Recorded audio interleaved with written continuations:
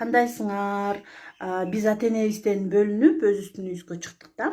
Анан жанагы биздин келе турган конокторубузга, келип кеткен конокторубузга сантехник, электрик болуп кетиптир. Баары дизайнер по дому, баары сексолог, психолог, диетолог, ошол бүт баарынан алат.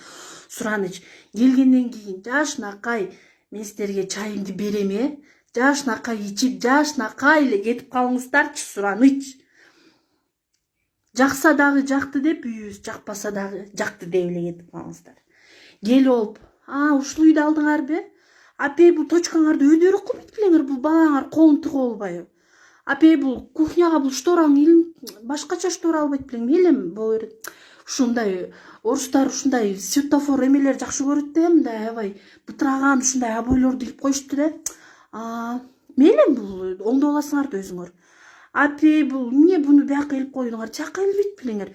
Бул суу эмне? Ошо сууну жакшылап оңдоп алсаңар аябай чото эме алат экен. Мейлем үйүңөрдө эми өзүңөр оңдоп аласыңар дейм жакшылап, Сен чото баягыдан туруп кеткенсиң го, бир эме дары уктум аябай жакшы дейт, ошону ичип көрбөйсүңбү деп.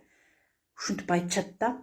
Анан кийин алар менен тимиле советтешип бир нерсе алайын деп, мен кухняга моуну алайын деп атам десем, ал кухняга мен тиги соседимдин бөлөсүнүн тиги тууганы алган, ал анча эмес экен, жакшы эмес деп уктум, эмне кыласың аны деп. Господи боже мой, жашынакай келдиңерби, жашынакай эле кеткилечи, мен силерден жөн эле сурадым, жана жөн эле үйгө чакырып чай берип коеюн деп атам.